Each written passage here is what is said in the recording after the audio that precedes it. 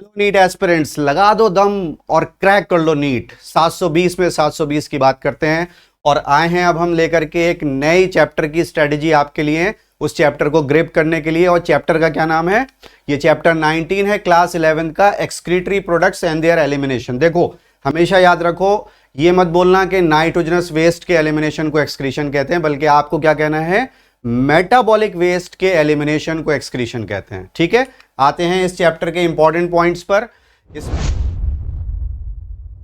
इसमें देखो, सबसे पहले तो आपको यह जानना है कि जो भी एनिमल ग्रुप्स हैं, जो चैप्टर 4 में पढ़ते हो ना, चैप्टर 4 एनिमल किंगडम, पॉरीफेरा से लेकर के कॉर्डेटा तक, तो उसमें जितने भी एनिमल ग्रुप्स हैं उनमें एक्सक्रीशन के लिए कौन कौन से स्ट्रक्चर्स हैं, सेलुलर एग्रीगेट्स हैं या टिश्यू हैं या ऑर्गन है, ये मैं हमेशा बताता हूं ह्यूमन फिजियोलॉजी की शुरुआत में। इसमें भी आपको ना पेज नंबर 291 पर एक पैराग्राफ मिलेगा, जो फर्स्ट पैराग्राफ है पेज 291 पे, वहां पर डिफरेंट एनिमल ग्रुप में एक्सक्रीशन के लिए कौन कौन से स्ट्रक्चर्स हैं उसकी एक टेबल आपको बनानी है। Of course then comes human excretory system and its component, kidney, ureter, urinary bladder and urethra with urethral sphincters. और फिर किडनी का इंटरनल स्ट्रक्चर देखना है, जिसमें आप मेडुलरी पिरामिड्स देखते हैं, रीनल कॉलम ऑफ बर्टन देखते हैं। Medullary pyramid that is the house of nephron. तो किडनी बच्चों अगर एक्सक्रीटरी ऑर्गन है तो नेफ्रॉन क्या है, ये सवाल मैं आपके लिए छोड़ करके जा रहा हूं, आपको इसे ढूंढना है। ठीक है, तो स्ट्रक्चर ऑफ नेफ्रॉन जो कि एक ट्यूब्यूल है, और उस ट्यूब्यूल के अंदर यूरिन का फॉर्मेशन, ये पूरा 3 हेडिंग में कवर होता है। ठीक है, renal blood flow, glomerular filtration rate, tubular secretion and reabsorption and counter current mechanism. Then comes micturition, ये इंपॉर्टेंट पार्ट है क्योंकि मिक्ट्यूरेशन में जो यूरिन की वॉल्यूम है उस पर भी क्वेश्चन आता है, यूरिन की कॉम्पोजिशन पे भी क्वेश्चन आता है। Then role of other organs in excretion, वो आपको अभी वीडियो में पता चल जाएगा। And then osmoregulation, disorders of excretory system, renal failure, nephritis and kidney stones etc. Then you have dialysis, अगर किडनी फंक्शनिंग में प्रॉब्लम आ रही है तो डायलिसिस के लिए जाएंगे, या किडनी पूरी ही काम नहीं कर रही है तो किडनी ट्रांसप्लांट के लिए जाएंगे, इसका भी आइडिया होना जरूरी है। फिर आ जाते हैं बच्चों इस चैप्टर के इजी टॉपिक्स पे। इजी टॉपिक में देखो, इंट्रोडक्शन टू एक्सक्रीटरी सिस्टम, जैसे मैंने आपको बताया पेज नंबर 291 पर 2 कॉलम की एक टेबल आप बना लेंगे, जहां पर डिफरेंट एनिमल ग्रुप्स में एक्सक्रीशन के लिए कौन से सेलुलर एग्रीगेट्स या टिश्यू या ऑर्गन है। ठीक है, ये यहां पर कवर अप होगा। फिर यहां पर आपको देखना है difference between 3 groups of animals, जो अमोनिया एक्सक्रीट कर रहे हैं, जो यूरिया एक्सक्रीट कर रहे हैं और जो यूरिक एसिड एक्सक्रीट कर रहे हैं। कौन अमोनोटेलिक हैं, कौन यूरियोटेलिक हैं, कौन यूरिकोटेलिक हैं, उनका मेन डिफरेंस। फिर आएंगे हम ह्यूमन एक्सक्रीटरी सिस्टम और उसके कंपोनेंट्स, और किडनी का स्ट्रक्चर। किडनी का स्ट्रक्चर इजी टॉपिक में इसलिए है क्योंकि उसमें बहुत ज़्यादा लेबलिंग हमारे लेवल पर नीट के सिलेबस में नहीं है। Then micturition and role of other organs in excretion, इसमें देखो आपको एक तो लंग्स की बात करनी है क्योंकि हम CO2 एक्सक्रीट कर रहे हैं, लीवर की बात करनी है, पाइल पिगमेंट्स एक्सक्रीट कर रहे हैं, उसके बाद में आपको स्किन की बात करनी है, और ध्यान से अगर आप सिलेबस को पढ़ते हैं तो सलाइवा से भी एक्सक्रीशन हो रहा है। ठीक है ना, ये ध्यान रखना, चारों चीजें role of other organs in excretion में। उसके बाद आता है सॉल्यूशन, और सॉल्यूशन है हमारा ब्लड।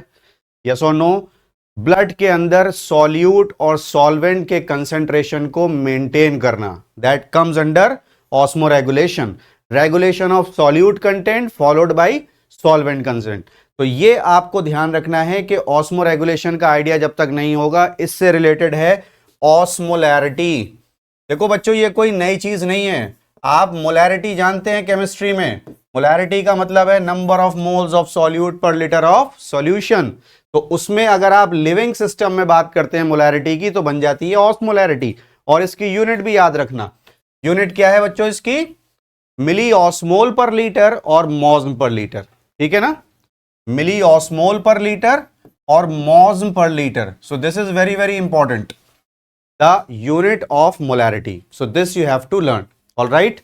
ये सारी चीजें इजी टॉपिक में आती हैं, और यहीं पर मैं आपको बता दूं कि जो ब्लड की ऑस्मोलैरिटी है वो 300 मॉस्म पर लीटर है, और यूरिन की है 1200। यानी कि बच्चों को लगता है ब्लड ज्यादा गाढ़ा है, लेकिन ऐसा नहीं है, urine is 4 times more concentrated than blood।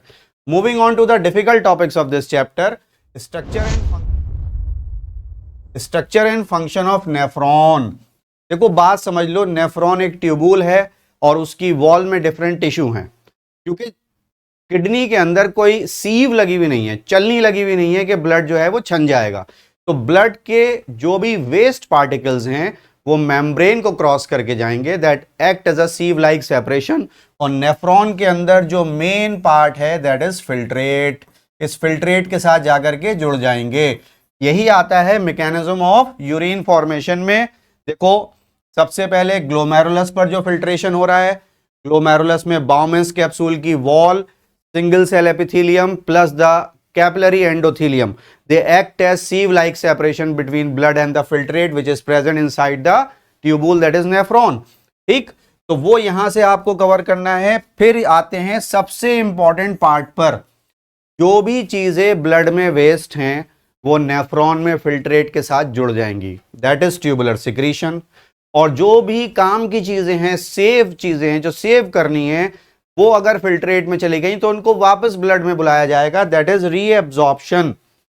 और क्योंकि हम जानते हैं कि जब तक दोनों चीजें अपोजिट डायरेक्शन में फ्लो ना करें, काउंटर करंट में फ्लो ना करें, तो मटेरियल का एक्सचेंज नहीं होगा। ठीक है ना, this is called counter current mechanism that helps in concentrating the urine. Then you have disorders of excretory system, renal failure, nephritis and kidney stones. ठीक है, और आपको यह बात समझनी होगी कि डिसऑर्डर और किडनी फेलियर में क्या डिफरेंस है। अगर डिसऑर्डर्स प्रोलॉन्ग कर जाएं, क्रोनिक हो जाएं, सो दे में cause the damage of the kidney, जिसको इनिशियल लेवल पर डायलिसिस के थ्रू ठीक कर लिया जाता है, that is also called haemodialysis. You know about it, कैसे आर्टिफिशियल किडनी से या सेलोफेन मेम्ब्रेन से ब्लड को फिल्टर किया जाता है। और अगर वो भी काम ना करे किडनी, तो फिर ट्रांसप्लांट के लिए ही जाएगी। और याद रखना, ट्रांसप्लांट का मतलब ये नहीं कि किडनी निकाल के दूसरी लगा दो, बल्कि दूसरी लगा दो और पहले वाली को वहीं रहने दो। फंक्शन अब वो टेक ओवर कर लेगी जो डोनर से आई है। तो you should have the idea कि किससे लिया जाएगा, किससे नहीं लिया जाएगा। ठीक है, इस चैप्टर के प्री रिक्विसाइट्स देख लेते हैं, काफी इंपॉर्टेंट हैं। Basic concepts of biology such as cell biology, physiology, anatomy. Then you should have the knowledge of various organs and their function. ठीक है, like liver, lungs, heart and of course the digestive system. Knowledge of circulatory system is very important बच्चों यहाँ पर। और फिर endocrine system, hormones, क्योंकि regulation of kidney function भी हमको पढ़ना है, जिसके अंदर बहुत इंपॉर्टेंट पार्ट आता है renin angiotensin aldosterone system, regulation of kidney function by feedback circuit, और इसको बोलते हैं रास।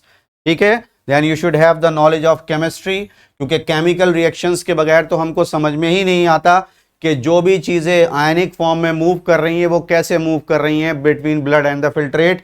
And finally you should be familiar with the scientific methods और लैब टेक्निक्स, कि हमको ये पता होना चाहिए कि आर्टिफिशियल सेट ऑफ किडनी किसका बना हुआ है डायलिसिस के टाइम पर। ठीक है, देखते हैं प्रीवियस ईयर वेटेज इस चैप्टर की क्या कहती है बच्चों।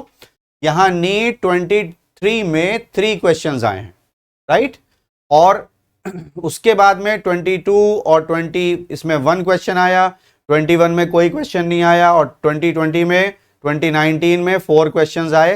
तो इन ऑल 5 इयर्स में 12 क्वेश्चन आए। मतलब हम ये मान के चल सकते हैं कि 2 to 3 क्वेश्चंस इस चैप्टर से हमको हर साल मिलने हैं। ये अलग बात है कि ना आए, बट आप इसको छोड़ करके नहीं जा सकते। ठीक है, तो इतना ही मैं यहाँ पर बता रहा हूँ, बट आपको मैं हमेशा बोलूँगा कि पढ़ाई करिए, लिखाई करिए और सेलेक्ट हो जाइए।